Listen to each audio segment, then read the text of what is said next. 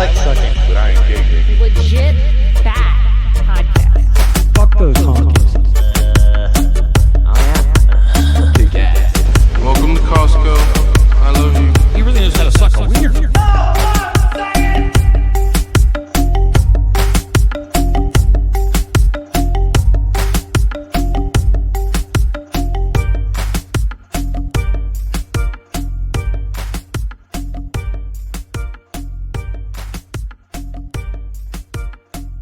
Welcome back to Legit Bat. I'm Joe. If you haven't listened before, you can find us anywhere you listen to podcasts. No longer on Rockfin. We touched on that last episode. But we are going to be on YouTube until we get booted off, which hopefully is never. Because I put a disclaimer. You can see it in the show notes. I told the AI fact checkers not to get rid of my shit because it's only satire, only comedy, parody, so we should be fine. We'll see how long it lasts. Ben and Jen cannot be here tonight, which sucks. Oh, where's my buzzer button? Hang on. Well, I'm going to find it. Hang on. I work with retards. Well, you know what? That's actually close enough. That'll work. Wrong button again. Yes. But my guests tonight are two fellers you might know, Jonathan and Sean from Meta Mysteries, and of course Jonathan is also on Cult of Conspiracy, which we have had on a few times in the last couple months actually, and we went on their show, and it's always a good time. Jacob is not part of this show. He's probably been on there though, right? He was on one time, but that's because I hypnotized him to a past life regression. That's fucking awesome. So the point of this show though, and I'll let you guys kind of introduce yourselves separately or however you do your spiel at the beginning, but why don't you introduce the listeners to what Meta Mystery does as compared to Cult of Conspiracy? So the Cult of Conspiracy is obviously more conspiratorial. We get into a lot of whatever is going on being uncovered from the past within the government, or just any kind of conspiratorial theories that are out there, just certain things that don't necessarily always make sense. So you have certain sleuths out there, like me and Jacob like to call ourselves in that area, and just really try and break things down and bring up all possibilities. Whereas this over here, Meta Mysteries, is my passion project, and it was something that I was just saying a little bit before the show that, I would always try and have conversations like this, whether it's metaphysics or people who are psychics or past life regressions, near-death experiences, magic, witchcraft, all things spiritual. I mean, we've talked about all the different breeds of aliens allegedly that are out there, and it's kind of really all over the place, but it is something that we're both very excited to learn about. And we always say, we're not teachers by any means. We're learning it as we go. And so that's something that we don't ever try and come off as like the spiritual teachers who know it all, because there's way too many of them. Just do a quick YouTube search, people. Look up Dr. Amanda Noel. You'll know what he's talking about. Oh man, they are in abundance. There will never be a lack of a spiritual advisor that has all the answers. That is always going to exist. Just go down, like, I'm from Louisiana, so just go down to Bourbon Street and hit any one of the 1,000 tarot card tables that, somebody has just set up along the way, and you'll be able to see that. But that's not something that we like to do. We don't like to say things that are for certain. And as a matter of fact, the saying on our show is, you don't know what you don't know. And so we kind of just walk around with that mentality, like, well, what if we didn't know? Because there are certain people that they walk around and there's nothing wrong with it. Like, we've grown to kind of evolve into the creatures of habit that we, eventually have become. But what happens if you didn't know something for sure? What happens if you opened up the rabbit hole, the doorway, crash the veil, and just what if there was another answer? And that's really what we're on this show to do, is just kind of discover what the real truth is about what it actually means to be a human. Why are we here? Where are we going afterward? Where were we before? And it's fun learning about that stuff. And to be completely honest, I don't know how so many people are so sure. That's something that blows my mind. It's always a red flag. We say that a lot over here, that, it's a red flag as soon as somebody's super sure. And again, no shade thrown at people who are religious or Christian. That's my family. I'm probably more Christian than anything on else on this earth, on this flat, unmovable plane. But that's a nod You're a out flat to Earth guy, huh? No, I'm actually not. It's just a nod Oh. to our flat Earth listeners. But yeah, There you go. but no, yeah. So it's always a red flag when you hear somebody that claims to have the truth, and which that is most religions. And again, I don't have a problem with that, but I do have a lot of questions. And it seems like the last couple times we've talked, especially with Jacob on, we digress pretty far into like theological debates, and that's somewhere where you're never going to really get anywhere, but it's still fun to kind of talk about and see where people are coming from. Like, oh, you were raised like that too. Okay, cool. So what are the differences in our theological beliefs? And I mean, I have, like, we've been over, I think we did 2 hours with you guys one time about basically all of this. So I like that you can have a show like that where you're open to listening to any and all, and to some that is heresy or sacrilege to listen to other points of view. But I'm here for that. I want to try on your hat for an hour and see how you think and why you come to those conclusions you do, and let's talk about it. So Sean, why don't you give us a quick little intro on yourself, besides being Jonathan's cousin? Yeah, well, first of all, I want to say thank you for having us on your lovely show, and I appreciate you letting us speak our point of view. And as Jonathan said, we don't know what we don't know, and sometimes we take certain topics and we'll just say, okay, let's say this is absolutely true, and let's just play around with it for a minute and see what that looks like, and Exactly. and I see certain things in the sky sometimes, and it doesn't look like other videos that I've seen of other people seeing things, and so who's to say what's really going on? Are we all kind of having our own individual experience? And so basically, I went through, I don't know if you want to call it a paradigm shift, but basically reality all of a sudden wasn't what I thought it was. And I think we all have that, whatever it is, this imaginary understanding, it's underlying of what this is. Even if you don't fully know, you have a feeling of comfort of Something is off. right. Yeah. And so something happened with me, and basically just kind of shifted my whole way of looking at things. And basically I came to the understanding, like, oh, I don't know what I don't know, and so basically this is what we're doing. We're just kind of trying to examine everything that we can and kind of just see what vibes and get rid of what doesn't. No, I like that. It's like I've mentioned this before, but it's the big jigsaw puzzle of life, to be really fucking tropey, but it is, and you got to look in different spots for different pieces. Like, there's some pieces that look like they fit, and you're like, no, that could work. But then you find one later that you're like, oh, this is from this other puzzle, but this fits so much better into the whole picture of everything. So I think about doing this show as kind of, looking through different puzzle piece boxes and trying to find the one that makes the most sense, as far as the whole picture goes, which right now I think I've probably got about 2 corner pieces, maybe at best. Right? That's So- yeah, exactly.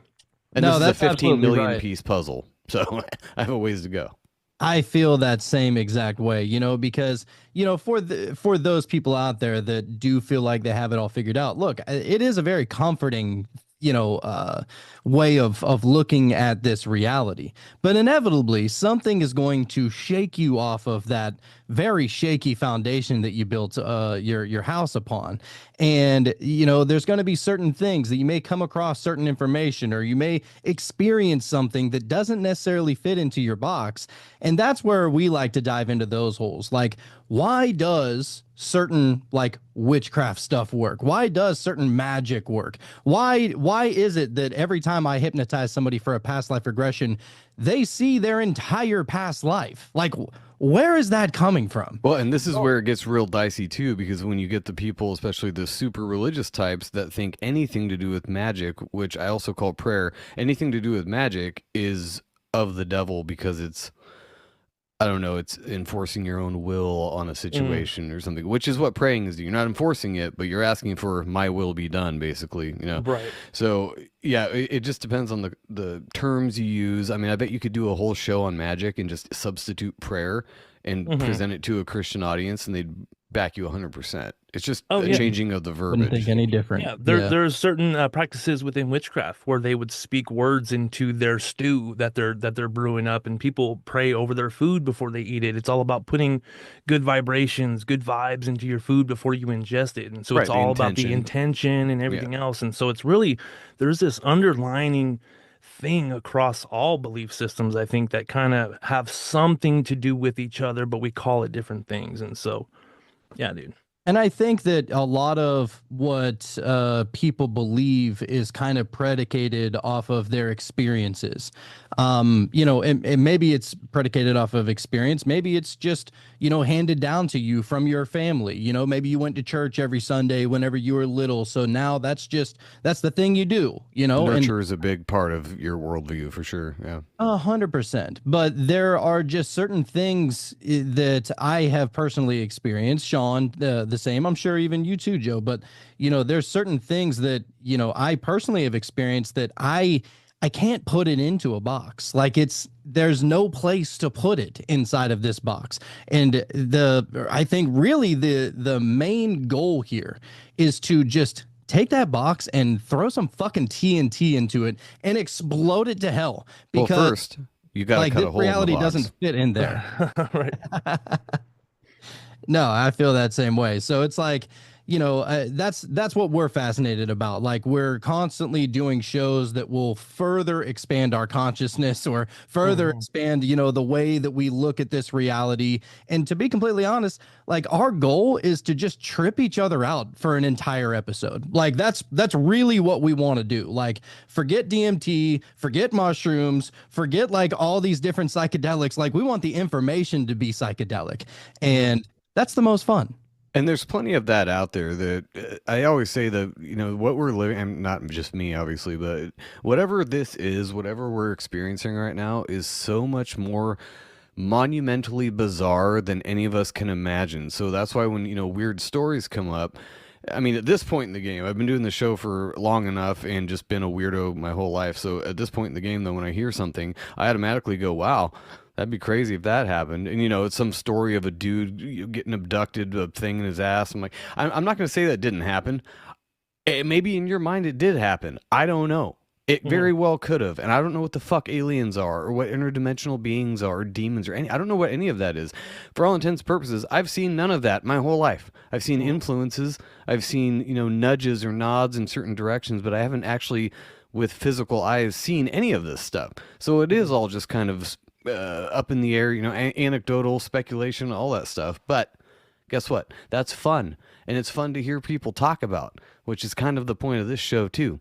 It doesn't matter. You don't have to believe it. Just entertain it for an hour. Be entertained. Maybe you'll think about it later when something crazy happens to you, because it does seem like a lot of crazy things are happening more and more to people. I've had plenty of weird shit happen that I can't explain, but your monkey brain goes, don't worry about that. That didn't happen. You make sure you get to work on time, and pick up the kids from school and make that sandwich for tomorrow. That takes over so immediately that then, 10 years later, you're thinking about, like, oh yeah, that weird thing did happen that one time. Why didn't I ever talk about that? That's crazy. Right. Yeah, and that's one thing that we're coming to find out as far as like even certain dreams that you might have. A lot of us will wake up and go, oh, that was a weird dream, and just get up and go about our day, just like you said. But really, what we've come to find out is that even our dreams is really just an experience. Like you're having an experience for a reason. You might not know exactly what that dream was really about, but subconsciously you're trying to almost tell yourself something you need to know that you're kind of like putting on the back burner in your logical world. And there's the imagination side of your mind where I think that's where a lot of the magic happens. You get into the flow state and all of a sudden time starts going, where did the last 2 hours go? It's like time is elusive in that way. And so, yeah, this world is just, like you said, it's abundant, and there's so much opportunity and potential for probably everything and anything. It does feel like that. And that's what makes it so much fun. Like I believe that there's even religious quotes, I think specifically in the Bible, that basically says like, you're not, don't even bother coming to heaven if you don't have the mind of a child, or something along those lines. And, you know, I don't know what people do with that little bit of information. Like, what exactly does that mean? How can you apply that to your life? Does that just mean be more joyous for any old stupid reason? Or do you go back and try and go back into your mind whenever you were a little kid, look at the rest of the world and just be like, oh, I don't know what any of this shit is. You know, I'm just gonna, you know, let my mind kind of fill in the blanks, and it makes it a little bit more magical in that way. And you know, the faith or innocence of a child, that type of idea where you're going into it being like, I don't know shit. It's like when you go to a magic show and you're like, I want to be fooled. This is why I came here. So I'm going to go in like I'm retarded and just watch it and have fun. That's what I always get from that. Yeah, and when you're a kid, you're not even thinking like, oh, where's the trap door? Or, you know, like, where is he fooling us? It's like, wow, that's magic. He just made that thing disappear. And it's like, I just had that's fun the for energy 10 you need minutes. to have just doing regular shit. You know, and energy goes where attention goes where energy flows. And so if we're constantly focusing on like the negative shit, there's so much bad shit going on in the world. And I got to the point where I was like, you know what, I'm done focusing on that. Let me focus on the good shit in my life. Like my daughter and I, we went to In-N-Out Burger to get some milkshakes, and we just laughed our asses off because I was just vibing with her. You know what I mean? It was like the happiest I'd felt in so long, just because I was just being silly and goofy and making her laugh, you know. And that's where it's all about. Just being present in the moment is kind of what a lot of this stuff is always saying. You know, like some people say that, you know, the past and the future, they're both just illusions, that we have never experienced the past, and there's no way to prove that we experienced the past, you know, other than just your mind. And I'm like, all right, well, what about pictures? You know, what about videos? And like that has to be some kind of proof. But I don't know. I mean, I'm still trying to wrap my mind around a lot of that kind of stuff, and that's why we always say like, don't let us be the teachers. We're just kind of presenting certain information in hopes that it can expand your mind and, you know, kind of get you out of that box that you put yourselves in. And one of the main things that we like to bring up at least once a month where we do this show, it's literally just a show where we read all of the newer near-death experiences. And there's this website called nderf.org.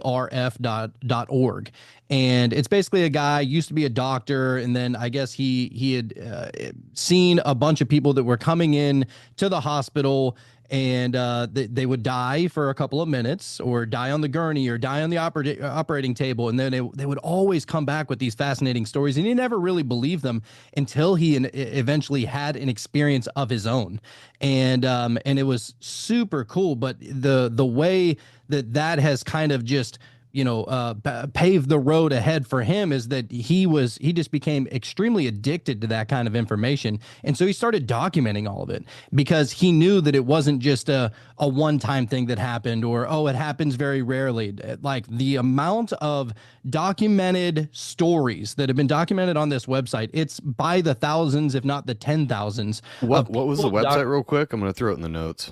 NDERF.org. It's a near-death experience research foundation.org.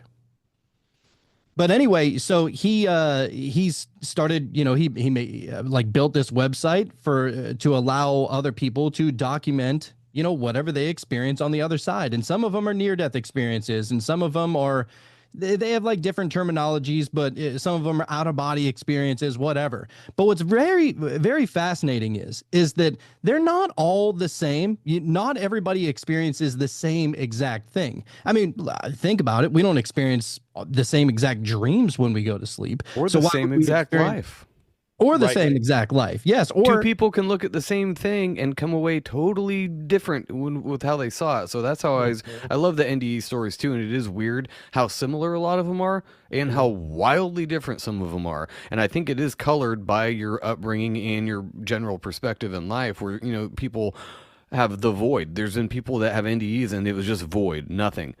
Probably an atheist. That's what they imagine it is, right? So why wouldn't they experience that? And then Christians see Jesus or a light or, you know, whatever. But sorry, I cut you off. Go ahead. No, I mean, and even speaking on the void, I personally had a DMT experience. I think I told you about in the past where I did experience the void. I didn't necessarily want to. I'm by no means an atheist or anything like that, and it has kind of befuddled me every day since then, to where whenever I even think about that, I feel like I'm garnering some kind of teaching from it from every angle. I try and break it down from every possible angle.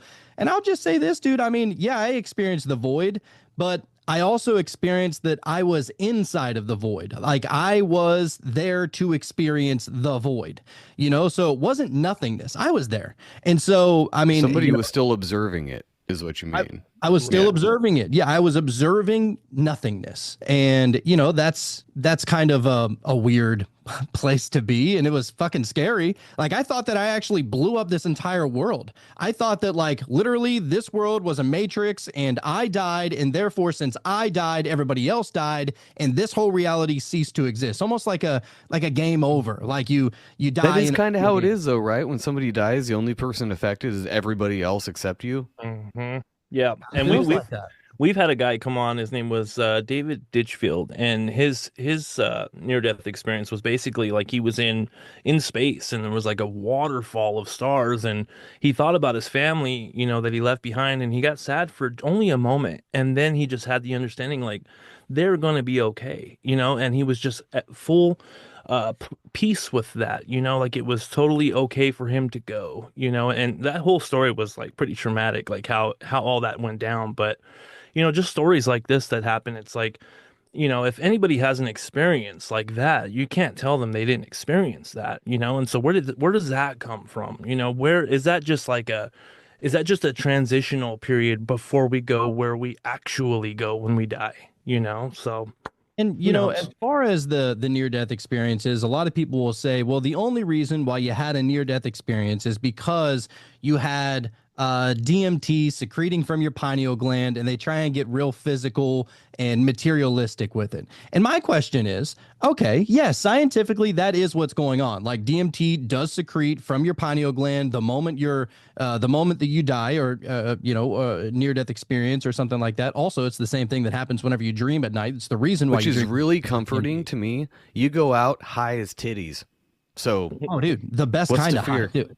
Yeah, it's like the best. But the people that look at this reality for the materialistic world, and they'll, like I was saying, they look at that scientifically, and that's okay. Well, that's it. It's scientifically, it's explained away, and there's no spiritual, nothing attached to it, nothing at all. It's nothing magical. You're just tripping. That's all. My question is, okay, but why is that happening? Why is that built into this system? Like you don't necessarily have certain things within your body that you don't need. You like the human body, and I would imagine that the human mind has evolved from needing certain things, but for some reason it kept around dreaming. It knows that we need sleep, whatever this simulation or matrix is. Like for some reason we need sleep, even though it's definitely like a danger to ourselves to put us into that situation literally every night. You mean, go back and think about like the cavemen, like they were probably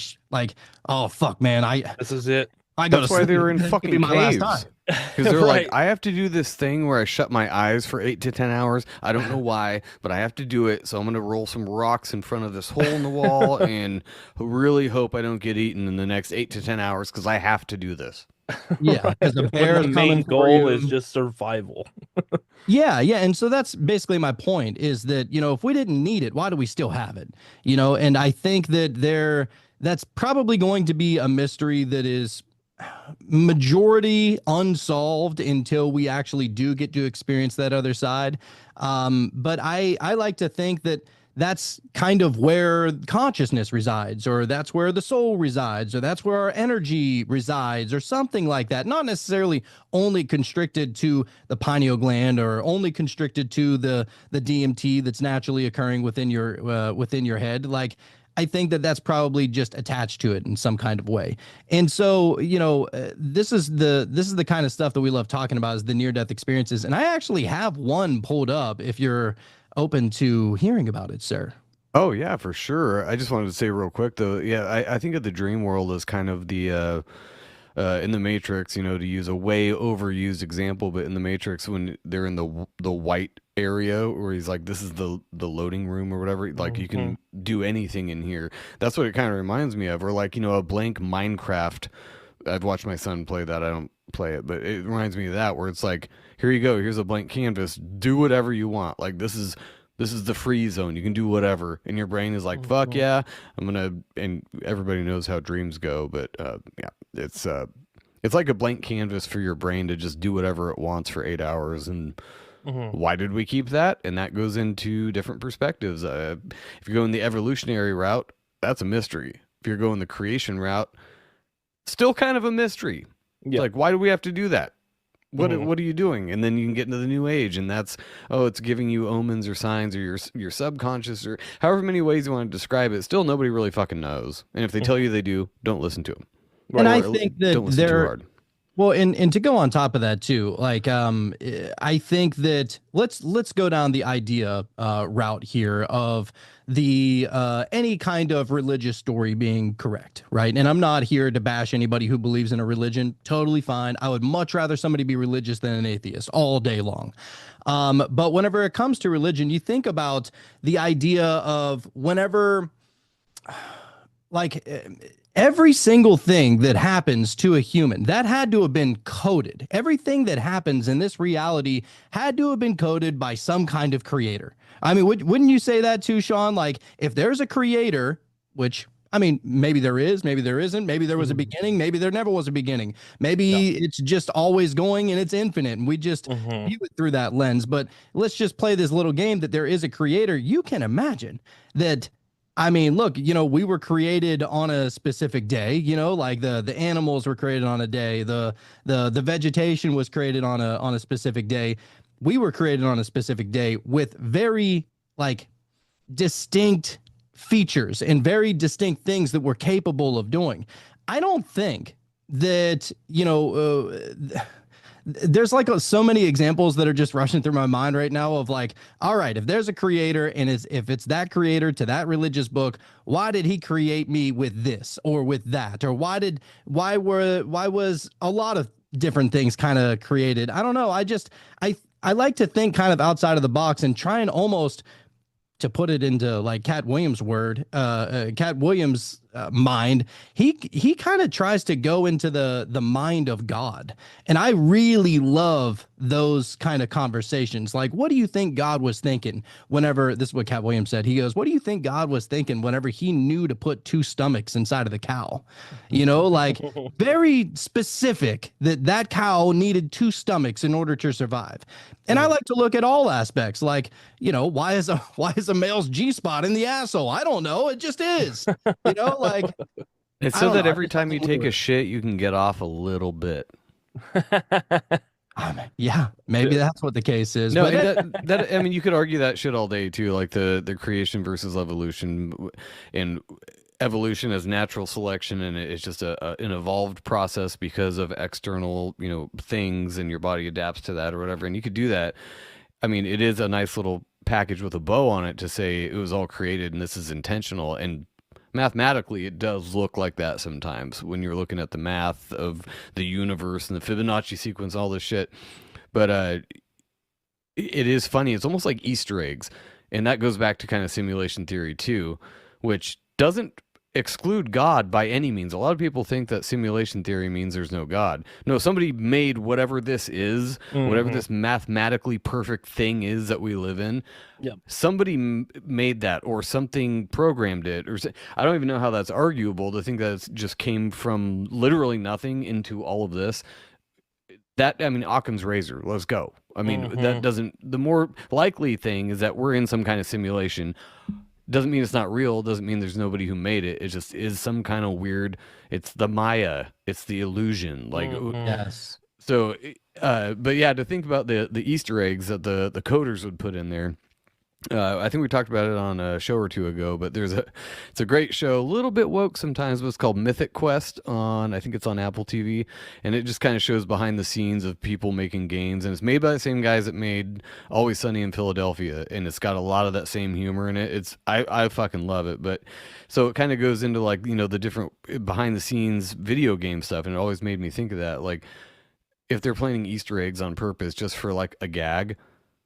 If they're made in God's image, wouldn't God do the same shit? Like be like, oh no, guys can have, G spots too, but it's going to be in their asshole. Yeah. It's hilarious. Yeah. I mean, High but five, bro. But there's plenty of Good one. examples like that, like plenty of examples of Easter eggs like that. Like, what the fuck is deja vu all about? Why? Why is that happening? Why does it feel so familiar? How can you Jen? be so sure? I'm sorry, not to cut you off, but Jen has a great theory on that real quick, where she thinks that deja vu is where, and she actually heard somebody else talk about this too, but where deja vu is like either an alternate timeline or maybe a previous life where you had the chance to make like a different decision. And so you get that like twinge of a crossroad. Oh, I've done this before. Yep. And then you got to think about, what decision did I make right here? Almost like a redo or like a mulligan for your life. But anyway, sorry, Jonathan, go ahead. No, I mean, that's exactly right. I think too. It was just last week I think we had bought like a dresser or something like that, and me and my wife were building it. It was like a dresser or like a kitchen island or some kind of shit. And anyway, so we were building it, and as I went over to the kitchen area, I turned around, I looked back at my living room, and my wife is just sitting there right on the ground. The baby, he's in his room sleeping, and I remember looking back at this and thinking, oh my God, like I've seen this before. Like I've seen this play before. And so just going into what you're theorizing there, I was getting a little bit frustrated at this fucking piece of shit furniture. I'm not going to lie to you. It's one of those IKEA bullshit. I was going to say it was IKEA, wasn't it?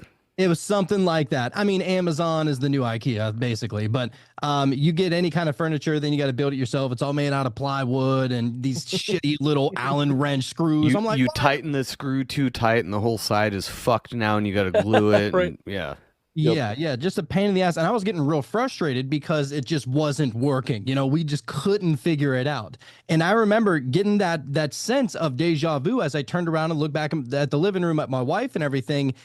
And so if what you're saying is true, that could have been, some kind of crossroads where I made a decision, or maybe I said something that I shouldn't have said. Now that I had that sense of deja vu, I'm like, all right, let me calm down then. Like, it was weird that I was just like, all right, let me calm down. This is a good sign. I'm just gonna not get too flustered here. It's wild whenever that shit happens, dude. Yeah, it's like a notification from your other self. It's like, hey, bro, pay attention right here. And it's real, obviously really subjective and, personal to whoever is experiencing it. Because you can't explain deja vu either. Like, the best you could explain deja vu is, I've done this before. And you're staring at your computer and you're like, obviously you got deja vu. You do that, so many times a day. But the feeling you get, we always talk about that too with either psychedelic trips or dreams. The feeling you get from the dream is so much more important than the actual details of the thing you were doing. Because that doesn't even make sense. Like when you try to explain something in a dream where you're like, I was doing this, but it looked like totally different than that. Right. You know how that hears to people who are, how that sounds to people who are hearing it? It's like, no, I know what you're talking about, but I can't picture it. Could you draw it maybe? Draw a picture? But the feeling of that dream, like you said, just felt way more significant. And you tell somebody and it's like, that's a shitty story, man. Like, what was that? That's why they say to keep a dream journal.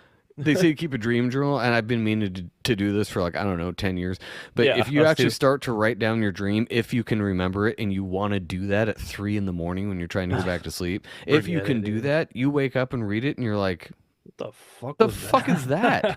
Right. Makes no sense. Yep. Yeah, I've been trying to, pay more attention to my dreams a lot more lately, dude. I know that there's some people out there that hardly ever dream. Jacob, I think he said that he's dreamed like 3 times in the last 10 years. Like it's not often that he's an NPC.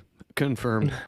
Dude, I'm not gonna lie. I've been saying he was a part of a 3-letter fucking agency for this long time. I'm just kidding. That's why he alwaars wears sunglasses on the show. Right. He's like, oh. He's got to cover up the reptile eyes, I think. The reptile. But no, like I'm somebody that I know I dream every night, and it's very escaping, like if you have a moment in the morning where you're not thinking about it, it runs away from you just that fast, right? And so I remember I woke up this morning, as a matter of fact, and I was like, oh, I remember my dream. What was that about? And I started thinking about it, and I was thinking about it, and I was like, oh, that was stupid. I just went back to sleep. I don't even remember what it was now, but I was like, that's the dumbest dream I've ever had. No, most of the time I remember, like, I'll remember right when I get up. Mostly I get up from a dream because I got to take a piss. So I get up and pee, under duress because I'm like, no, I just want to sleep. I go take a long piss, come back to bed, right the fuck back out, usually. And then I forget that dream. The weirdest part is like 3 o'clock in the afternoon the next day, you'll get a flash of it, and I don't know, it's almost like a deja vu of your dream, but it's like where you think of something or you see a particular thing and you go, oh my God, I had this dream. And then you remember like 5 minutes of this dream. It just like comes back to you. And I don't know what that is. And most of the time, I kind of wanted to ask you guys about this too. Me and Jen both, probably because we live in the same proximity, but I've been having not the same dream every night lately, but the same vibe, for lack of a better word. It's almost like you're in the same dimension of a dream, but it's not the same dream. But it's really, again, it's hard to explain. It's like telling your dreams to people, but that's the best way I could put it. And this has been going on for like a month or two, where I'm in the same general area of my dream, and I get that same feeling, that weird gut or chest feeling sometimes when you think about a dream. You're like, oh yeah, I remember that. Oh, that was important, or that was weird for whatever reason. But I don't know. Have you guys experienced that, extended periods of like being in the same dream space at all?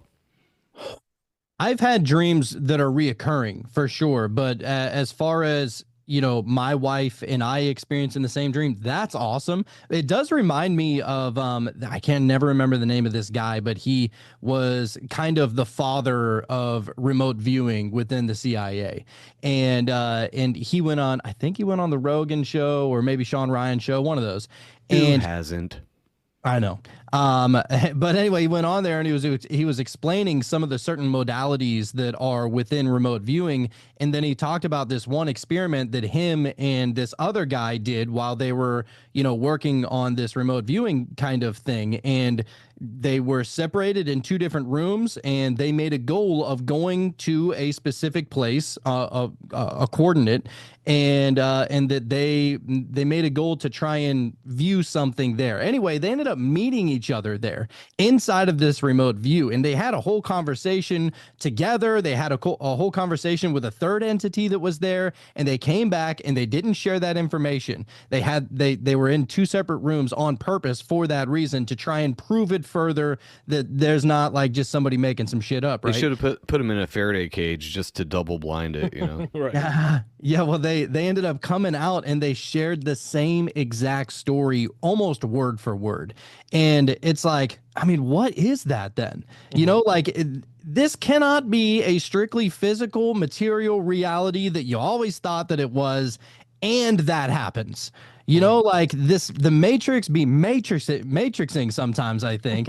And it is just the wildest things that will happen. And, that's why we love the near-death experience conversation so much, because, they're not all exactly the same, but they do kind of rhyme. They're almost like cousins, like there's some kind of vibe there that just almost like collects all the stories in this fun, loving God universe vibrational bubble that kind of to be kind of reductive about it too, though. It seems like a lot of those things cross over. It's like a Venn diagram of NDEs, OBEs, abductions, remote viewing, dreams. All of these kind of have one thing in common, where it's half real, or it's like, how else do you put it? Like, it's kind of like it happened, but I wasn't there physically. And to say that to somebody, you sound like a fucking kook. I'm fine with that. And I'm actually glad it's been coming around more in the zeitgeist of this world, at least, where people are more open with this stuff now. And I think it has to do with podcasts like this and Rogan and it's kind of coming into the mainstream now, where people aren't as afraid to talk about, like, I had this weird experience. I don't know what to make of it, but it was real as shit to me.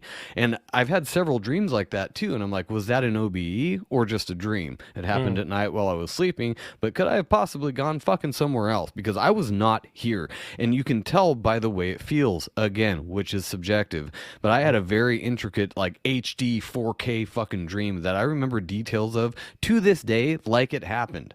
And I mean, this is a couple months ago, but I told Jen about it several times because I'm like, no, you don't understand. I was at this place. I was doing stuff. And they always say you can't read in dreams. I read all the time in dreams. Don't always remember it. But no, I can 100% read in dreams. It's kind of hard and it's kind of blurry, but I can do it. I've done it several times. I've read music in dreams. So I'm like, that isn't just my brain just being weird and just having fun for 8 hours. Like there's something else. I'm going somewhere else. Whatever that is overlaps into NDEs and OBEs, and I mean, to me, there is overlaps with all that stuff. Absolutely. Oh, dude, big time. And we actually one of our favorite guests that we get on the show is a psychic. Her name is Cassandra Van Zandt, and one of the things that she has said has always stuck with me. She goes, well, look, it doesn't matter if it happened in your dream, doesn't matter if it happened during sleep paralysis or during a mushroom trip or during reality, like all of it is an experience, and that's something personal to you. And so, I mean, yes, I mean, was your physical body necessarily there in that dream? No, but at least in the moment, it felt like it. Like in the moments, like you were there. Like that was whatever makes you was there. Right. Exactly. And we can't exclude it, because it is in fact a part of this existence. And so why are we so quick to just throw it away? Yeah, and if it's a part of your memory, what are you made up of but memories? If you think about, like, when you talk about only the present moment, it's like playing a video game. Like, you can play a video game, but you know what the fun part is? Playing it. You can think about the things you did on that video game later and be like, oh, wow, that was really cool. I love that game. It's super fun to play. But really, the only fun you have playing a video game is while you're playing it. Or if you're a Gen Z, watching someone else play it on YouTube for some fucking reason. I still don't get that. But, where's I digress quite a bit on there. That's actually a pretty good allegory for life too, I think, not to be corny, but like, yeah, while you're playing it, it's fun. You're in the present moment. You're very analytical about what you're going to do. Like, I love playing Madden personally. It's like, I'm addicted to the fucking game, but I'm always thinking, oh man, I wish I wouldn't have thrown 3 picks in that game or whatever the case may be. Right. But in the moment, you're not worried about that. You're like, dude, this is fun. Like there's no repercussions. You can get a little creative. It's a fun time to live up in the nothing box. But most of the time, you're not thinking about the mistakes you made in the game, and you're definitely not thinking about future times that you're going to be playing it or worried about future times. Oh my God. If anything, you're looking forward to it because you're like, I love playing this. I can't wait for the future of this game. Yeah, exactly. And so I don't know. I think that that's probably how we're kind of supposed to look at life in general is, be excited about the future. Don't necessarily be fearful about something that is already past and live more in the moment, Do you think that everything is kind of predetermined, or are you of the belief that we can kind of not create, but like make something happen or change something from happening? Oh, are you talking to me? Oh, yeah. I know how Jonathan feels for the most part, but I'm definitely not a determinist, but I'm not, or a fatalist, or whatever you call that, or destiny, fate. I don't think everything you do is outlined somewhere where that's what's going to happen. Right. But it is weird because from the future, everything that happened did happen, and it was always going to happen that way. That's why I have a problem with time travel, especially into the past. Right. But whatever happened did happen to some degree. So does that mean it was predetermined, or was that just a result of cause and reaction along the way?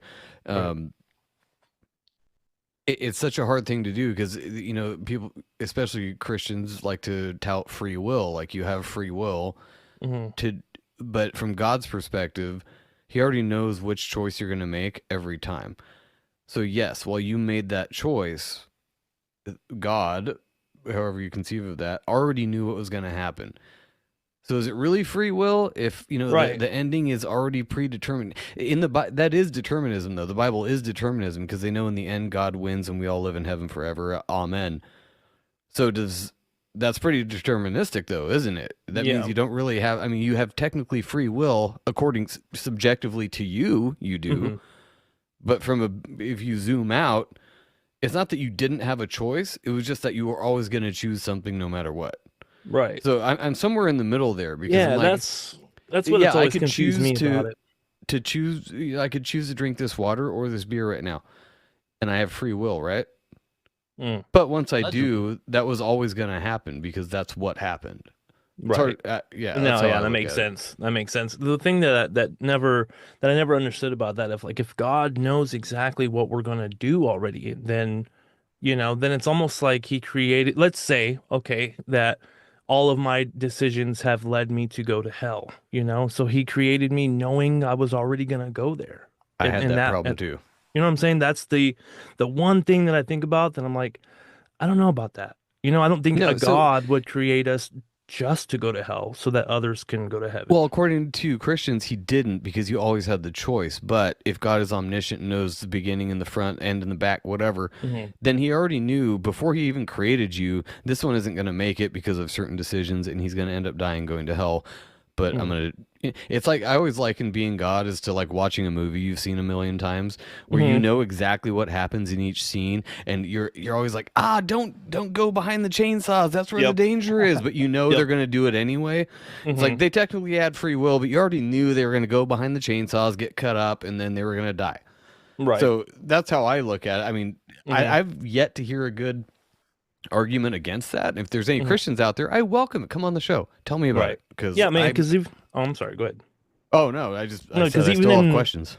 Even in the woo woo crowd, certain people will say, well, yeah, you signed a contract and, you came here to learn this specific thing. And even that, I'm like, I don't know about that. I feel like we do have free will. We can do kind of what we want. And Well, if we you don't signed like a how things are contract, but going- you don't remember signing it, and they put you into this new body or whatever, that seems like a breach of contract to me. Right. Because I don't Yeah, remember right. doing that. So yeah, I didn't agree to these terms, man. Yeah, a lot of it to me, it just seems very mythological. And I don't think there's any problem, looking at it in a mythological sense. Like, you got Billy Carson going on there and he's talking about, the Sumerian scrolls and what is it? The something Adrasi, tablets? whatever, Oh. the emerald tablets and all that kind of stuff. And he's almost trying to relay a story that's like, see, this is actually what it is. And I don't even want to go that far because if you read into the Sumerian, like they're the ones that believe in the Anunnaki and Enki and Enlil, and they created us to be slaves on this slave planet to mine gold for them. And Enlil didn't necessarily even want to create us, but Enki was just like, well, we need somebody to do our slave work. But they take that story literally, and I think that even Billy Carson was almost trying to make a point to take that story literally. And I'm just like, could it just be a myth? Could it just be an allegory? What can you garner from this story? Let's just say that it actually did happen. Well, didn't happen to me. I wasn't there and I can't prove that it happened. So what Right. can I take from that story? And I think that's really the biggest thing. Like whenever you start looking at certain biblical stories, I mean, even think about the Greek gods, like any of the Greek gods you or mean every NASA mission ever, those Greek gods? yeah, or like, am I to think that like Odin and Loki and Thor and all of them are just up there, and they have these magical kind of powers, or could they have possibly been some kind of allegory, some kind of The code? archetypes. You need some kind of key to tap into that, whatever the case may be. But I do believe that exactly what you said, they are just archetypes. And so, just stop taking everything so fucking serious. That's really the whole point of all of this kind of stuff. Like, just stop taking everything so literally. And that's what we like to do. Like some people will say that there's the, oh, damn it, what is it? The esoteric and the exoteric. A lot of people that take the Bible literally, that's more of the exoteric, whereas the esoteric understanding is more of, what's the spiritual understanding? What is it trying to tell you in these parables, in these allegories, in these, short stories, these myths? Like, what can you garner from it? And that's all I think that you can safely do. And I don't think there's anything wrong with that. Definitely doesn't belittle the story. Like I'm not going to sit over here and say that Jesus never lived. I don't know. I wasn't there. I mean, how do you prove something like that? You know, you can have the faith and all that kind of stuff. And if that's somebody you choose to believe in, like, Well, I cool. think the archetype of Jesus has lived in several people, and not to mean all these people are God or the Son of God. I'm not trying to do that. I think that archetype of Jesus, the perfect man that we all strive to be, has been in several cultures under a different name. Yep. And it's something to shoot for, shooting towards the mark, and we all miss the mark. That's sin, right? So we all miss it, but we're all still kind of aiming for that and hoping to get there. I mean, I personally have never gotten anything out of the Bible that was bad or negative to me. Like, I've never read the Bible and then gone and robbed a store or killed people in a school or something. You know, some people will say that God made me do it, whatever. Okay, well, you also have mental problems, so okay. Right. But yeah, I mean, I grew up with the Bible. I've read the Bible. I have a Bible. Like, I don't read it as much anymore because I have a general understanding of most of the things it says, but at no point has the Bible ever encouraged me to go do something terrible. But neither has any other book, to be fair. So I don't know. But when you have these people that it is a teenager thing, kind of, you know, when I mean, I'm speaking from experience here. When you grow up that Christian, you're going to rebel against it and do the opposite just to see how that is, because it was so taboo. You know, it's the taboo. It's the forbidden fruit, literally. I'm going to go do these other things. I'm going to go do drugs because you always said that was the worst thing I could do. I'm going to go do that. I'm going to go break every one of God's rules to see how that is. Personally, never worked out that well for me. I don't know too many people who it does. I mean, the Bible doesn't technically say don't do drugs, but your body's a temple, whatever. So, and there's no negative to that. If you treat your body like a temple and want to put clean stuff in and not put toxins in and all that, there's nothing negative about that if you want to interpret it that way. So whether you're being dogmatic about it or not and saying, oh, you know, you should do everything the Bible says because that's how we live, and then when we die, we go to heaven, and we'll get not a balcony seat in heaven, we'll get a closer seat, you know, because we didn't do all that. I don't believe that either. Go do all the drugs, drink all the booze, smoke all the cigarettes. I don't think that matters. Whatever comes after this, you're going to fucking die anyway. And I'm not saying just focus the Matrix, go kill people right now. It's nothing to do with that. Do what you think you should in the moment. Again, living in the moment. And everybody knows what that is. I've harped on this so many fucking times. Everybody knows in the moment when they have a choice to make, you have that Geppetto, or not Geppetto. What's the Pinocchio guy? Geppetto's the guy that created Pinocchio. Right. What was his conscience, though? the little grasshopper. Yeah. Whatever his name is. Everybody's got that guy sitting on their shoulder. That was such a crazy movie for that point only. Or at least from that point. But everybody's got that. I've told Jen that a million times too. I'm like, people might not know like the letter of the law and like what you should do and not do, but when you're faced with a choice of like, I should do this or that, you automatically have a moral compass. If you're not a psychopath, I know I should do that. Now, whether you choose that or not, here's the free will thing. Whether you choose that or not is a different story. Most of the time I choose the other one. I shouldn't drink tonight. I got to get up at 6 tomorrow. 9 times out of 10, my stupid ass is going to be like, well, I could probably have a beer or two. You think you can get away with it in the moment. But I knew, especially in the morning, I knew what I was supposed to do at that point, and I didn't do it anyway. And that's on me. This is where people have to take responsibility for their fucking choices. Oh, you could blame the car in front of you for being slow, but you left late because you got shit hammered last night. Don't lie to yourself. That's what happened. So, and I realized that a lot. Where, I mean, not so much recently, but yeah. Anyway, I yammered on for a bit now. You guys got any thoughts on all that? Well, yeah, and I just looked it up, and I can't believe that none of us could think of Jiminy Cricket's name. But oh my god, But anyway, yeah, I do like that. That idea that Jiminy Cricket is essentially A guide. the subconscious or the Yeah. higher self or God or whatever that is. And I think that we all do have that. And that thing is always telling you or giving you some kind of sign like, don't do that. You should do this, right? Like anytime you go and make a decision, for some reason, we always know what the right decision is. We don't always agree with it. We don't always follow through with it. Like, should I brush my teeth in the morning? Yeah, I probably Probably. should. I'm probably going to forget about it and maybe I'll do it after lunch or something like that, right? Like Right. just tiny little things like that. And yeah, it is interesting. But I mean, just getting back to this whole near-death experience thing, I do have a story here that I did just want to read. It's a little bit long. It shouldn't take too long, but it's one of those more fascinating stories. And actually, on the NDERF website, it's labeled as an exceptional near-death experience, which are always the best ones. And that was actually Oh, is that the one you were trying to tell us about like an hour ago before I cut you off? a little bit, no, it's fine. Nice. Though. Like I love it. I love these, the all over the place kind of conversations. That's pretty much what we do on our show. That's too. all we do. Yeah. Yeah. But this actually, I believe it happened February 21st, or at least it was documented then. But he says right here that it was 5 years ago. But anyway, this guy, his name is Andre, and he's a Frenchman, so it's kind of been translated.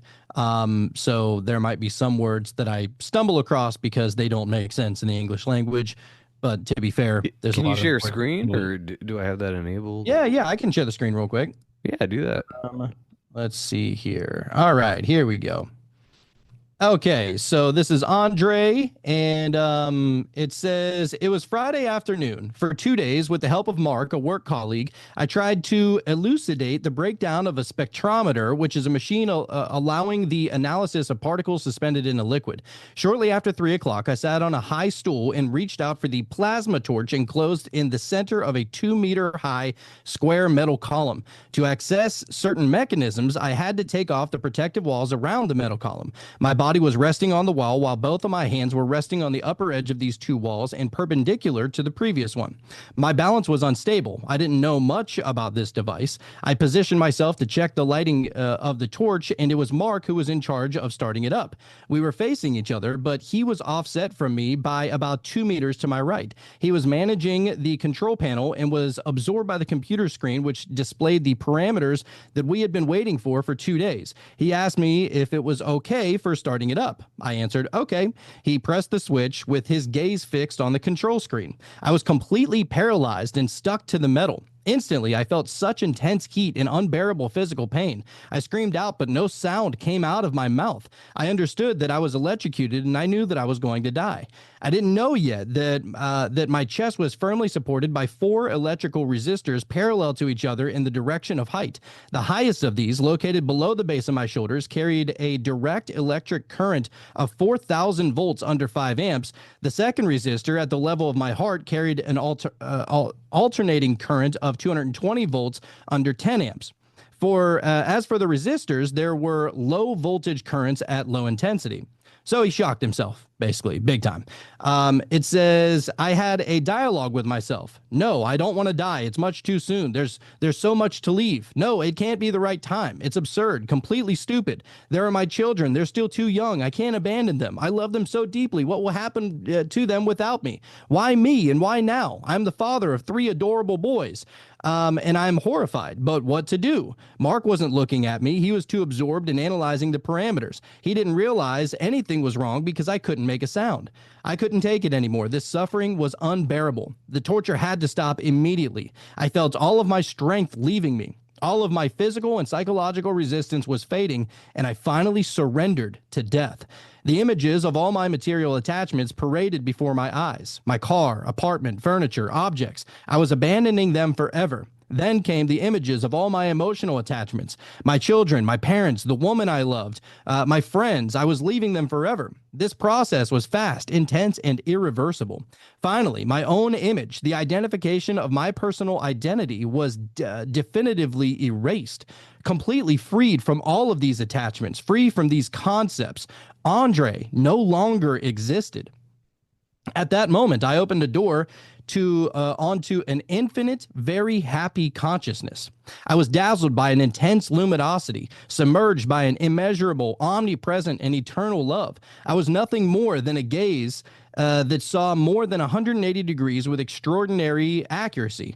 I floated above this body, trembling under the effect of the electrocution. I was so happy where I was that I found the horror of that situation completely normal. There was no more physical pain, no more conceptual thoughts, no more boundary between life and death, no more difference between good and evil.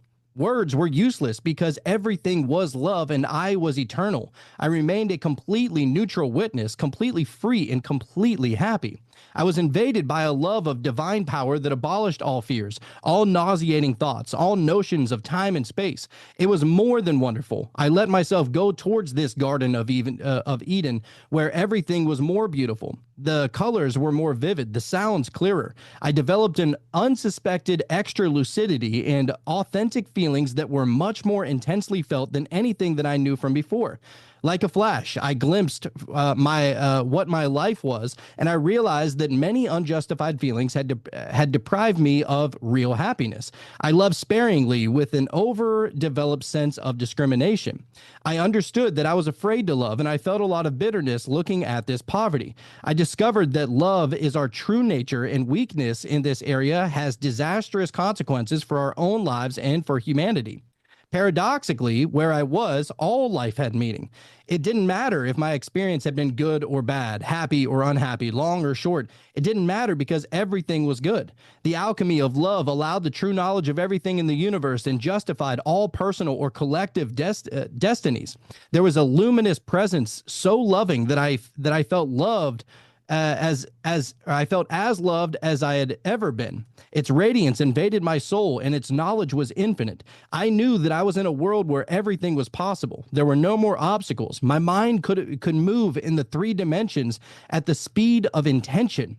After having risen in this divine space, it was without hesitation that I instantly went back to navigate above the playground of my little David's nursery school, his kids' school. I no longer had any spatial or temporal reference points, but I knew that he was there. I looked at him intensely and felt our love with an emotional power born from a work of art. I experienced such love with delight. David was having fun with his friends, laughing happily. I perceived his laughter with the accuracy of a high-fidelity harmonic clarity. I approached him. His face radiated a great joy that flooded my incorporeal being. It was a true cosmic fusion. In the same way, I also visited my other 2 children, Alexander and Christoph. What a cool name, Christoph. Anyway, they were in class at the primary school located 1 kilometer away. They were respectively in class, studious, and diligent. I looked at them with the same happiness.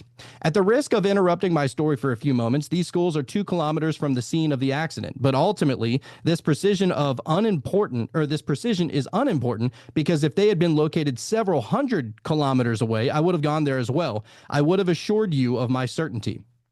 My pure spirit rose into an infinite space of luminous clarity. I felt myself contemplating with delight, with the delight of a sun, radiating an incandescent love. At the heart of this light, I saw with an unusual clarity in the faces of my children as I had never seen them before. Through their own voices, the children asked me to return to my body. They wanted me to find my body so they could quench their thirst with the radiance of the love that now lived in me. It was a purely telepathic language. I could not escape the force of this will, despite my ardent desire to remain in this paradise. I returned to float above my body again with the vision of an image, grouping their luminous faces surrounded by a halo of shimmering colors. Through a kind of indefinable telepathy, according to the criteria that I know, I asked Mark in my mind to press the emergency stop button. He did so immediately and everything stopped.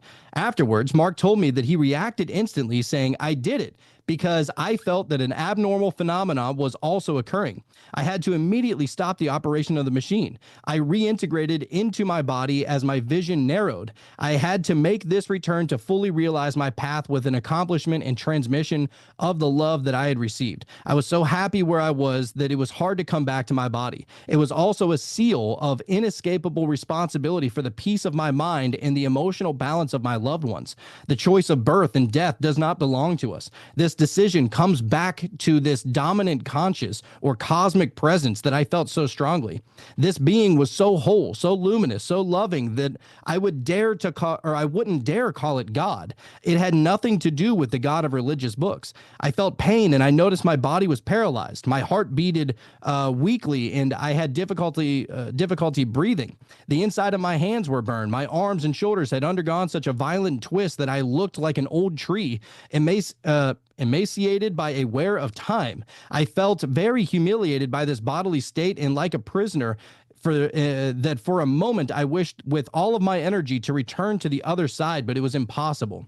So anyway, it goes on, but you kind of get the gist of the story that, like, dude, I mean, and this is not a one of a kind. Yeah, maybe specifically it's a one of a kind kind of story, but so many people talk about the experiencing of something that you can't even put into words. And like I'm sure probably even feels that way. I thought he wrote it pretty beautifully. I was going to say, he waffled on pretty good. He put it into a lot of words, but that's good for him. He might be a more talented writer. If I tell you my dream, it's going to be like, I don't know, I did some shit, and then there was this building, and I took a piss, and then I drank. The building looked familiar.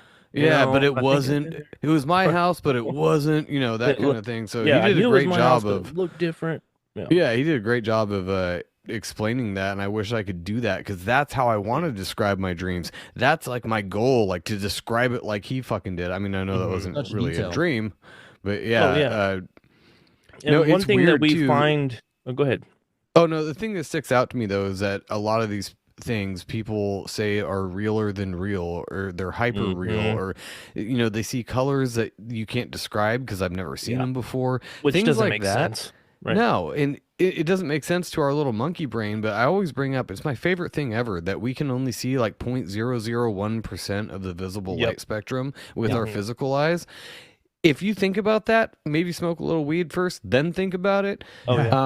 That is mind-blowing. That means that like most of what's going on around us, we can't fucking see. Most of so reality. Who are you to say what's going on and what isn't, or whether you're tapping into something when your brain changes channels at night or whatever? Like, it's so retarded to me. Like, even when I'm out like on a clear day and looking at the sky, I'm like, wow, it's so beautiful, so clear out today.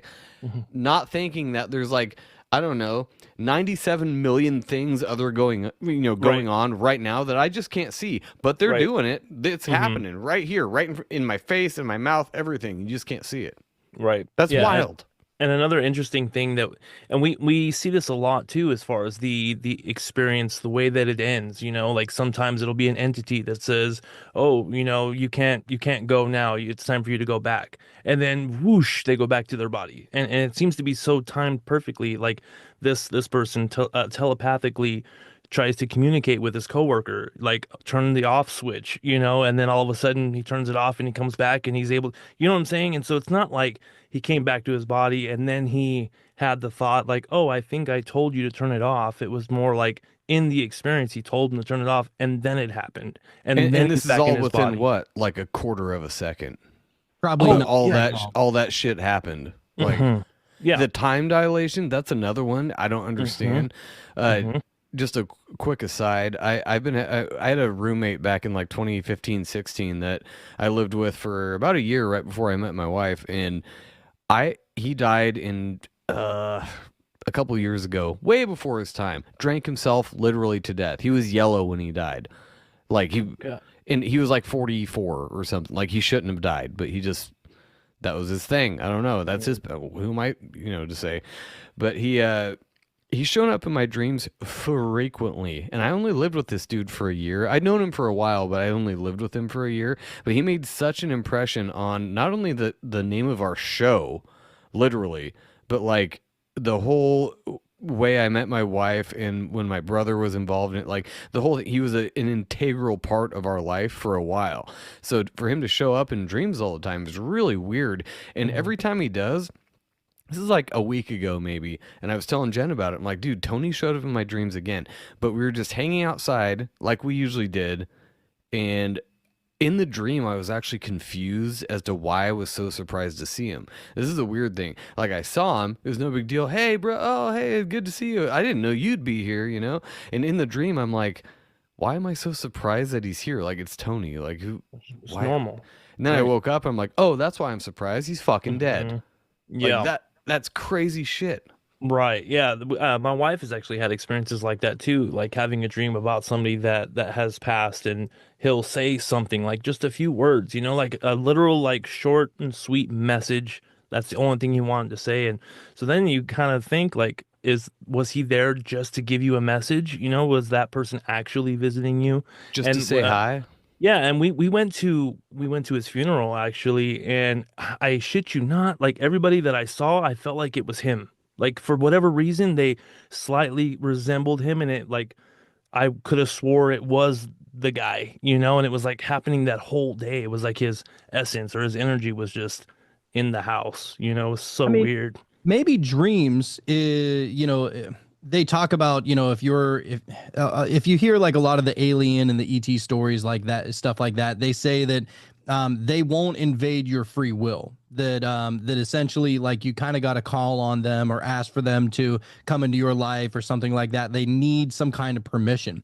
But I bet you that permission does not apply to dreams, and it probably doesn't apply to meditation, and it probably doesn't apply to a psychedelic experience, that because it's not coming in the physical reality, it's more so coming in like another dimension in which for some reason you have access to only inside of your mind, but in this physical reality nobody knows where it is. Especially if you're doing psychedelics, that seems like signing a waiver to me, where you're like waiving, forfeiting any like whatever's gonna happen is gonna happen. So, Yep. and that's scary too, because you don't know what the fuck you're inviting in, depending on how you look at things. But it could be dead people talking to you, or it could be some low level entity that's trying to fuck with you. Like, how do you know?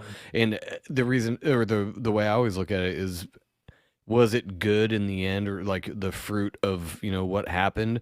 Was it a net positive, or was it something terrible? Because if it's Right. terrible, then you can kind of judge that spirit accordingly.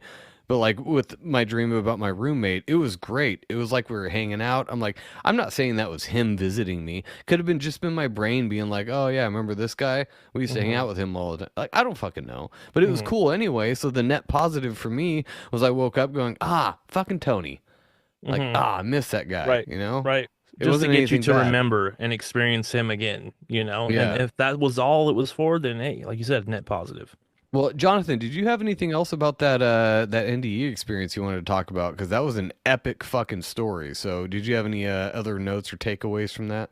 I mean, I just really wanted to bring it up as an example for the people that have never heard of somebody describing a near-death experience, and just try and see how that fits into your scope of reality in a sense. Like the moment that we die, what happens that next moment? Does it take a little bit of a while to go to heaven, or to go to another life, or to be reincarnated? Does it take a little while to experience nothingness? And because a lot of these people who are having the near-death experiences, there's no such thing as nothingness. And even if you are experiencing nothingness, as I was talking about earlier, you're still there to experience it. So something is always existing in some kind of sense. And I think that this reality, that story right there, is just one of the breadcrumbs that will lead you to discovering what is the nature of this reality. Why are we here? What is the whole point? Like,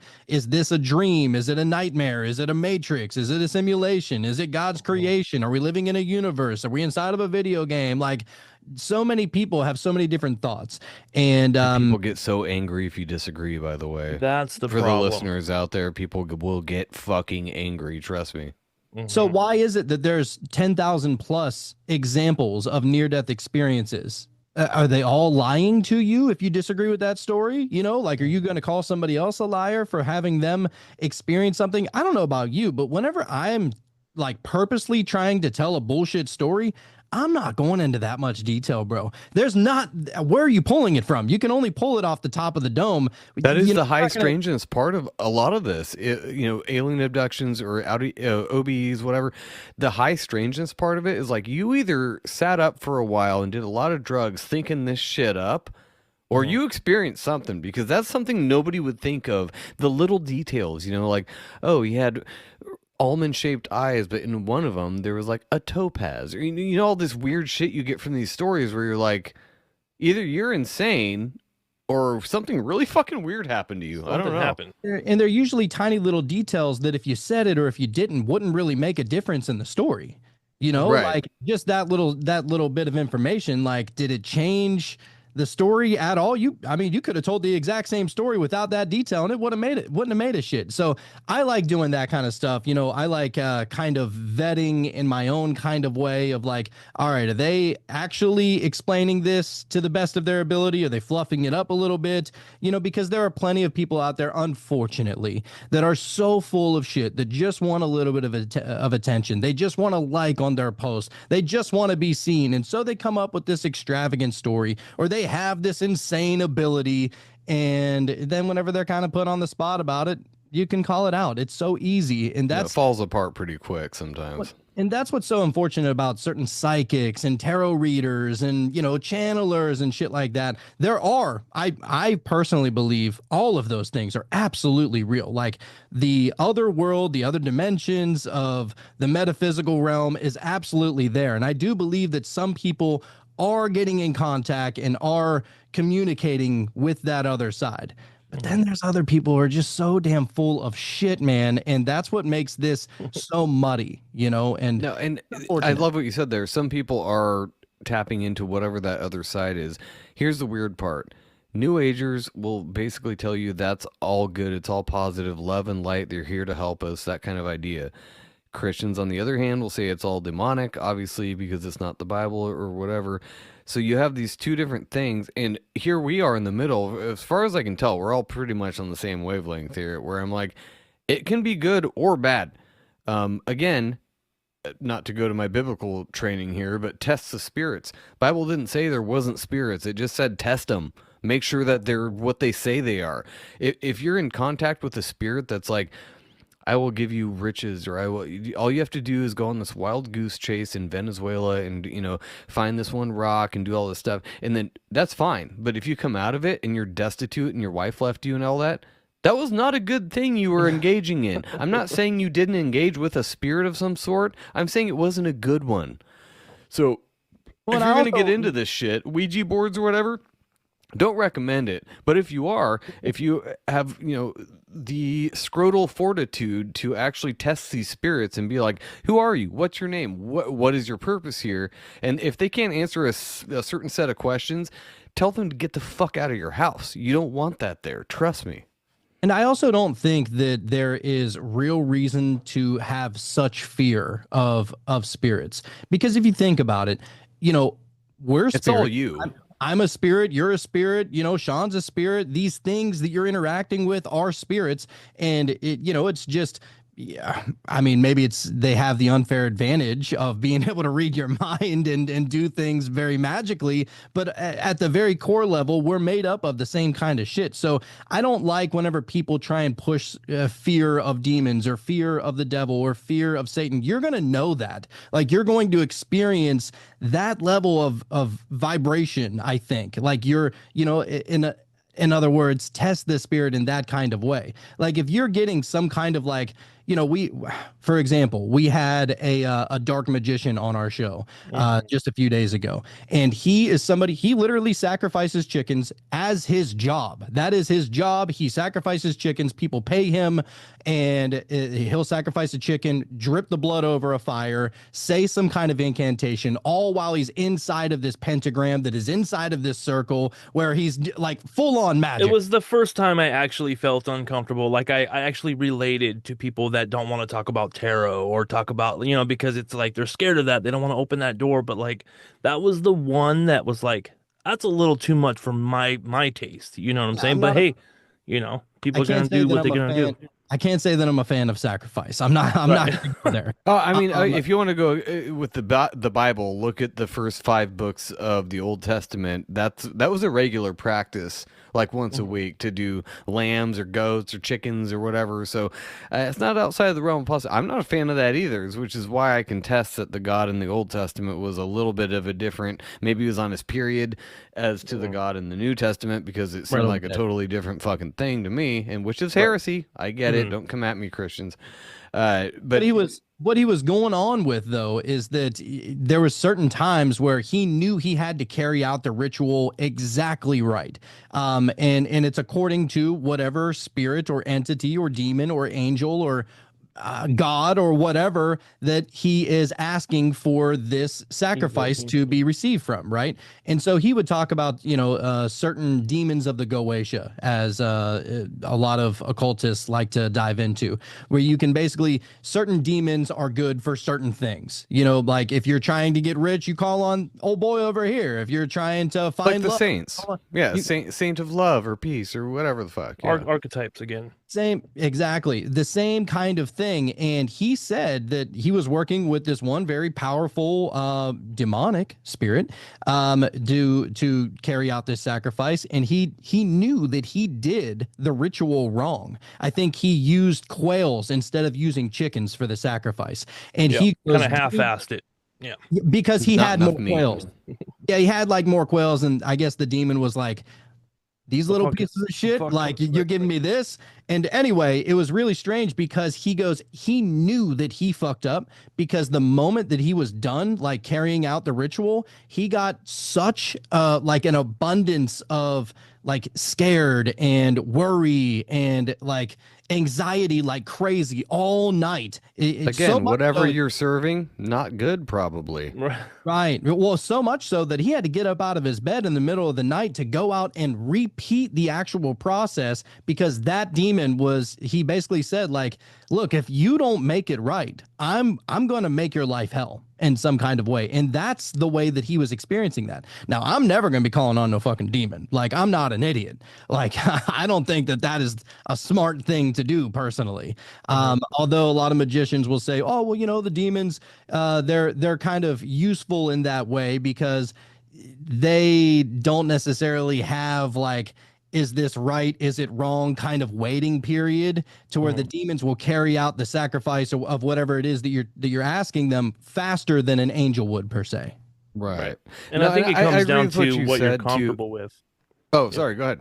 I think it just comes down to with what you're comfortable with. Like in your mind, like I think all three of us could agree, like we're probably not going to be evoking some type of demon, because in our mind, that's probably not the thing to do. And so that's not the thing we're going to do. And if we ever did, we would feel some type of way about it, And so I think that's really what, like you said, back in the day, people were doing sacrifices all the time. We might not agree with that practice, but it is a facet of this reality. And for whatever reason, it works. Yeah. It's a tool.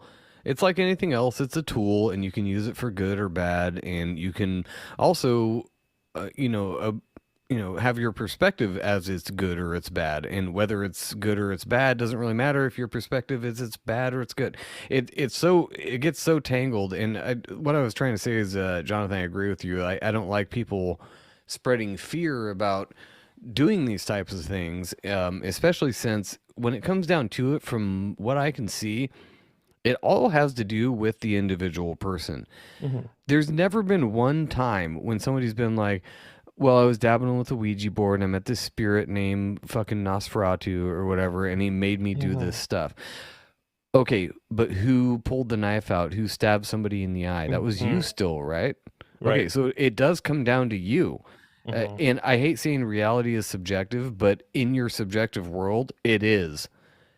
There are certain things that are objective about reality, but when you're experiencing things by yourself, that is subjective to you, especially if you're not conversing with other people or bouncing ideas off people or, being social, whatever.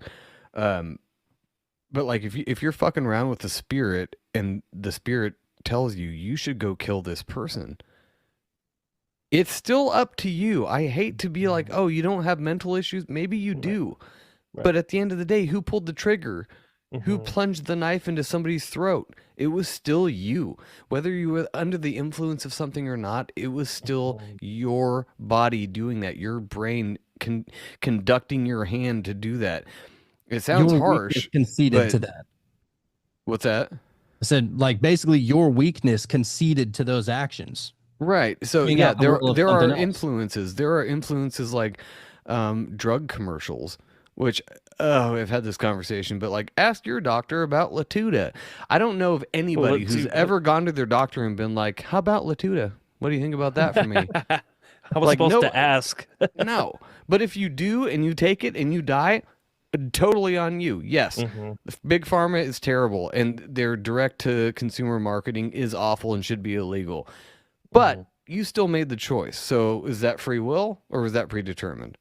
I mean, here we go again, like running in circles. Yep. You know, one of my favorite shows is called Once Upon a Time, and I know it sounds That's a great show. or lame, PG but show, good for the I love it. family. Yeah. so good, right? But like, there's this character, his name is Rumpelstiltskin on there. He's kind of a douchebag, but I love him. Like, I love that, like, just dick mentality.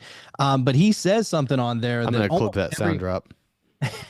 but he says something on there to where it's always stuck with me, where he goes, all magic comes with a price, or comes for a price, right? And it's like, yeah, I mean, if you're reaching out to demons, or if you're reaching out to angels or some kind of spirits or something like that, there's going to be some kind of requirement of some kind of price, I think, especially if you're working with the dark side. I don't know necessarily for the lighter side, the angels and the light beings and stuff like that, but Light workers, we're here Yeah. for love.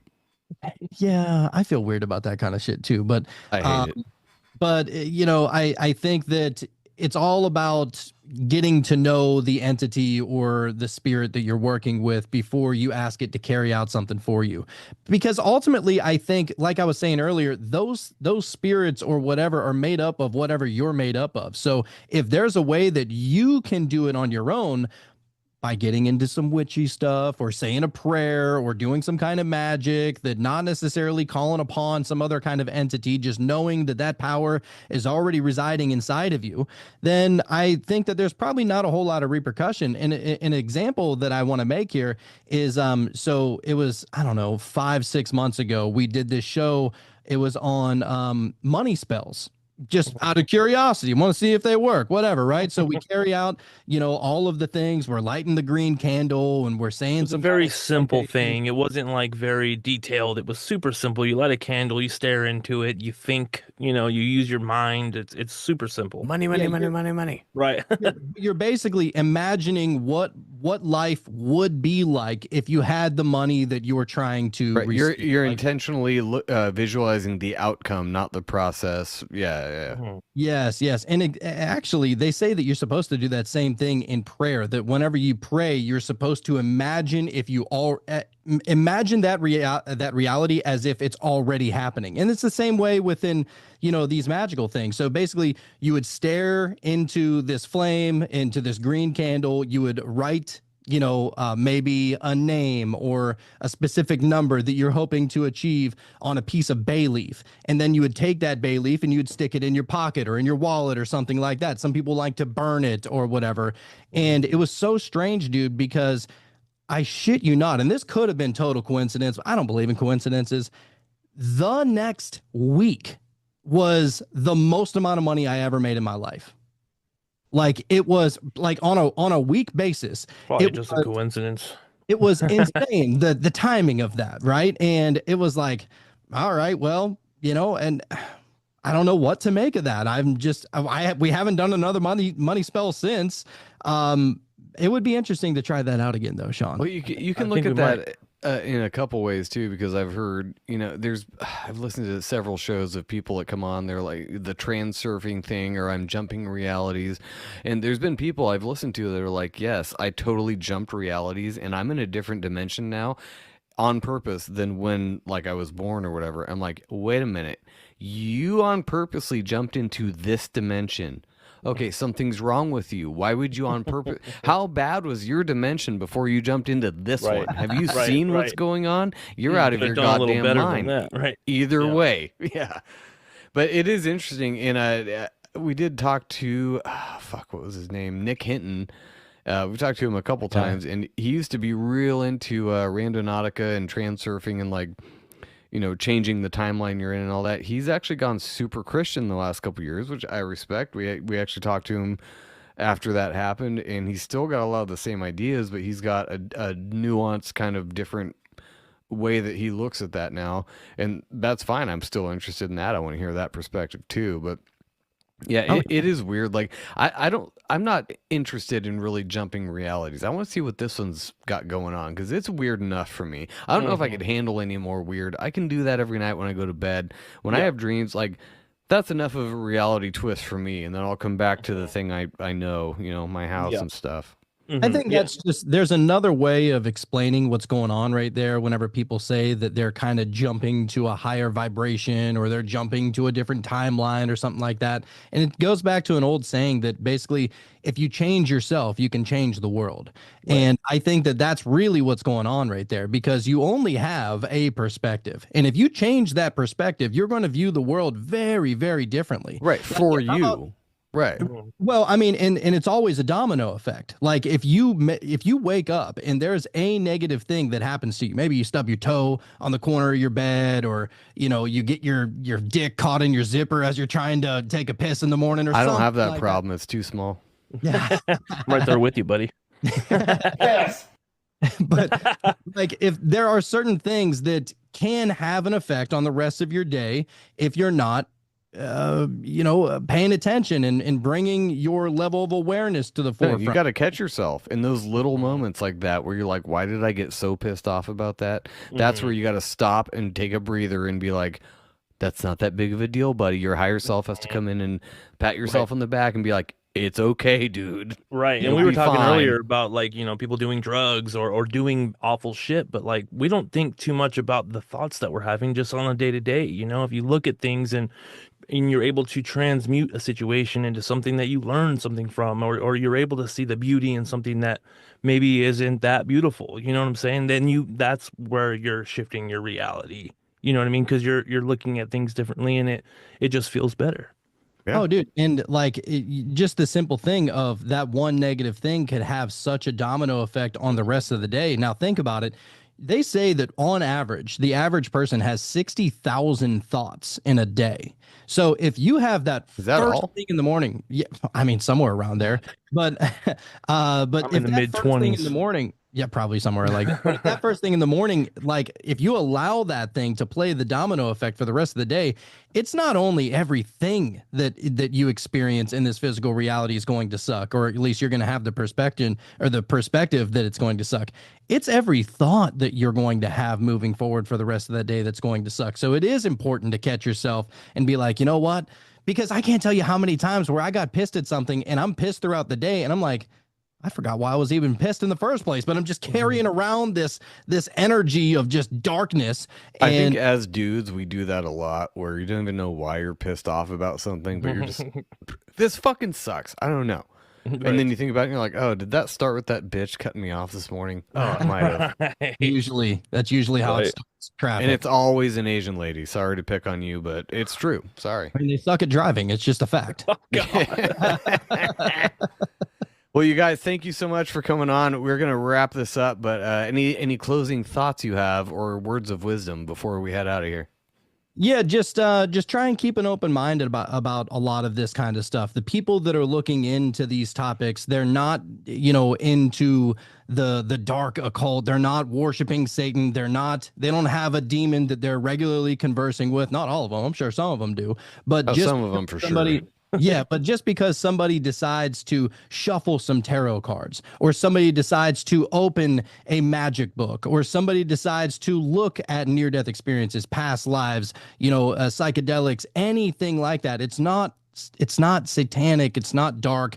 It's just another way to be able to understand the other side, understand where you come from. Like not everybody believes the same story. And I think that that's the beautiful part about humanity, is that we all have limitless perspectives. For as many people are on this earth, there are that many perspectives of this reality. And so we should cherish those people that think a little bit differently than us, rather than judging them for thinking differently. So yeah, if you're, open-minded in that kind of sense, and you're interested in learning about what's on the other side and all that fun jazz, come check us out at Meta Mysteries Podcast. We are available on all podcast platforms. We also have a Patreon. It's patreon.com/metamysteries.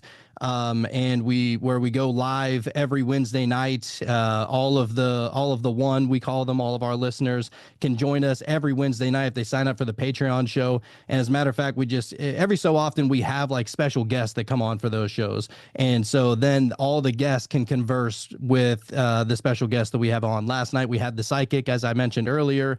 We've had other shows where we get magicians or certain experiencers that come on the show and kind of just share whatever they experience and share their perspectives on just, reality in general. So if that's what you're interested in, or you're got a little curiosity, maybe you're like, what's really going on with magic? What's really going on with witchcraft? What's really going on in metaphysics?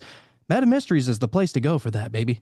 That's where it's at. And I also just want to say thank you for having us on. And I really appreciate, your openness and your own curiosity. You're a very curious person. I can tell you're very intelligent and Very curious. and Yes. yeah. And so I really appreciate that for sure. Because we have had bad experiences, because in other people's minds, especially those that are super religious, they think that we're just talking to demons. And I'm gonna be honest, I haven't spoken to one, not yet, not at all, not my whole life. You know what I'm saying? Lame. So I'm What are telling you doing wrong? I know. I mean, I'm playing with tarot cards. I'm trying everything, but it's not. You have to have it's not 13 happening. black candles. I mean, Right. there's certain Right. things you got to do. Right. Yeah. Maybe and it's if your anything intention. happens, yeah, You don't if want to anything talk to happens- demons. Right. If anything happens, just get an old priest and a young priest and come see me. You know what I'm saying? But everything's good right now. So, but yeah, no. Once again, just thank you for having us on and being open to our weirdness. Oh, of course. Our listeners are very fucking well aware of our weirdness, so it's no surprise from you guys, trust me. But well, thanks everybody. Thanks you guys for coming on. Check out Meta Mysteries. Check out Cult of Conspiracy, and also shout out to our boy Josh Monday. He does. Boner. Wow, I didn't mean to hit that, but Holy. geez. Josh Monday does a segment every Sunday. It's like a Sunday sermon. He's not a preacher, but he does his best, and it's great. It's very interesting. I always love listening to him talk. So we'll talk to you. What's that? He's the man. We love Josh Monday. Oh, he's the best. I can't wait to hang out with that guy, actually. Little sober for me, but that's fine. I can deal with that. All right, you guys, have a good night. We will talk to you next week. Thank you for listening to Legit Bad. Please address all content grievances to gofuckyourself@yourmom.com. See you next week.